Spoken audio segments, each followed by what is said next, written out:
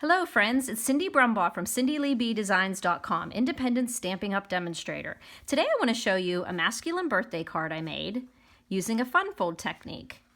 I don't know the name of this fun fold. I saw a card on Pinterest made by a demonstrator from another country, and I set out to figure out what the US measurements would be so that this card would fold flat and fit into an A2 sized envelope.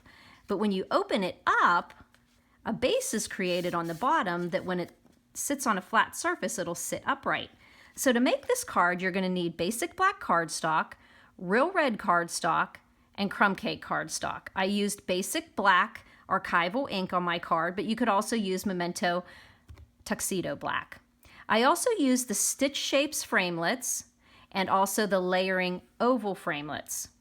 The three stamp sets I used were Country Living for the boots on the front, and on the back where you write your message, I used the guitar. To create the background behind the boots, I used, of course, the hardwood background stamp. And to create the pattern that looks like a bandana, I used the Paisleys and Posies. Oh, I forgot how pretty this stamp set was. All these different images in here really lend themselves well to the bandana motif. You can find all of those stamp sets in the annual catalog. Now to start making this card, I'm going to show you the card base. You're going to use a piece of black cardstock that's 4 1/4 by 10 1/4, scored at 5 1/2, 6 1/2, 8 3/4, and 9 3/4. 4 1/4 by 10 1/4, scored at 5 1/2, 6 1/2, 8 3/4, 9 3/4. You can go ahead on this last 1/2 inch section, put some tear and tape, or use fast fuse. Now this card, as you can see, even when I have it in my hands, I can't help but playing with it. So you want to have a good strong adhesive to keep this card together. So you're going to go ahead and use some tear and tape, and put it here on this last 1/2 inch section. Now that creates the card base that folds up and around. Now this black piece that's here that folds onto the front is this piece, and it's 2 3/4 by 5 3/4, scored at 4 1/4 and 5 1/4. So 2 3/4 by 5 3/4, scored at 4 1/4 and 5 1/4. And don't fear, I will have all these measurements on the blog post. And you can put a piece of tear and tape on the edge of the section that has no score lines in it, that bigger section, because we'll be using that to put it onto the card. Now, the thing I did next was take a piece of 4 inch by 5 inch real red cardstock, and that's how I made my bandana panels. You need a 3 by 4 panel here and a 2 by 4 panel here. So I just added those together and got 4 by 5 because it's much easier to stamp the entire real red with the different images than to do 2 separate ones. So once I had this real red, I picked the different images and I stamped them in black. And I ended up with these 2 pieces here. Now, it's not crucial. If you have other pieces in your scrapbook box, you can use them. But I just went ahead and cut it so that I had a 3 by 4 and a 2 by 4. And those 2 pieces are going to be going onto our black base. So what we're going to do is fold on all these score lines on the larger piece of black. So score all of those back and forth so that you have, and this piece that we put the tear tape is going to actually be adhering down to here, so you're going to score that flap in. So if you see it, you've kind of got your score, your folds all this way. Now, this is very crucial and a very difficult part to do. I've had to do it a couple times on this video. When you go to fold this in, you're going to fold it at this 5 1/2 inch mark here. You're going to fold it flat here. And then you're going to see this one section, and then you're going to fold this section in here. So whenever you go to adhere this, you're only going to see this 1 inch section and then this next bigger section. And then you're going to fold it back. You're going to take your tear and tape off of here, being very careful not to touch it to any cardstock. Then you'll fold this down, get this flat, nice and flat, and fold it down. It's very easy to let it adhere to the other thing, and because it's a strong adhesive, you're going to be right back to the drawing board. So then you just push it and burnish it here so that it's nice and adhered. And now you have the box created. So what you did was, this was the 5.5 inch piece. This was a 1 inch. Then it came around here, the 1 inch, and then this is the flap. So the way we did that is before we adhere this piece down here, just make sure you have 1 inch section here and this section, but hold it, because then you're going to burnish it down. So that is your card base there. So the next thing we're going to do is add our bandana piece.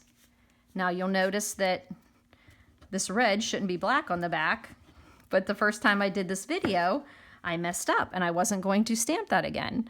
So we are going to put our red bandana piece right in that top with a nice 1/8 inch border the whole way around. And then you'll see it folds flat like that, like the card. And then we're going to take our other 2 inch by 4 inch piece of bandana patterned paper. Again, oh, isn't that magical that there's black on the back of it?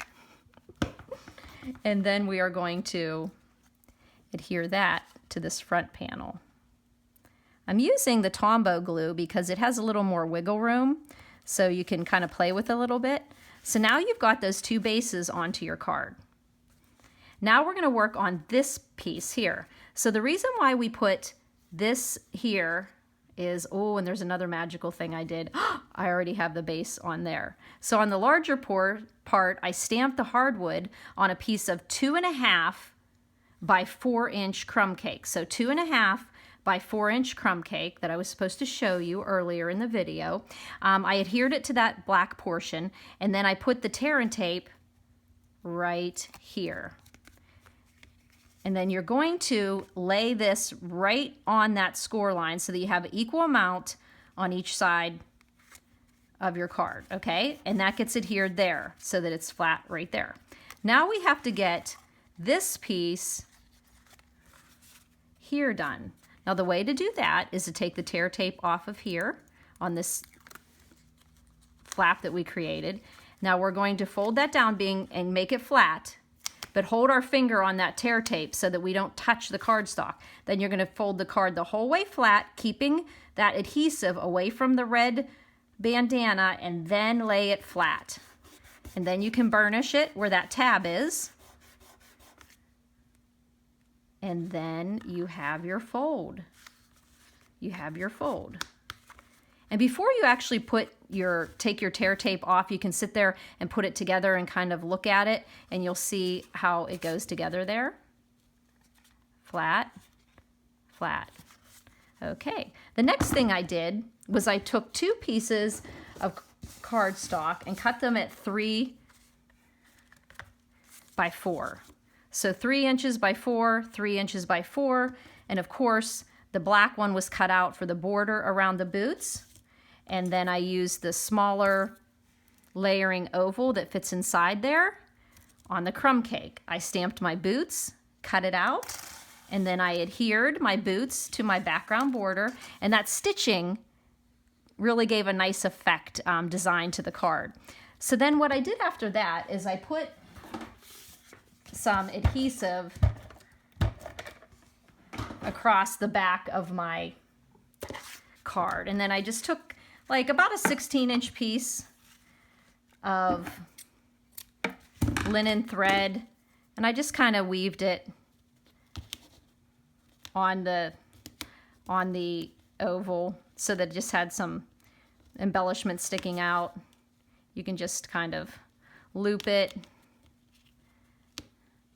putting it around on the adhesive there. Okay, and then you just trim off any of the little pieces here. Then I got some stamping dimensionals out, and I put dimensionals on the back of this panel.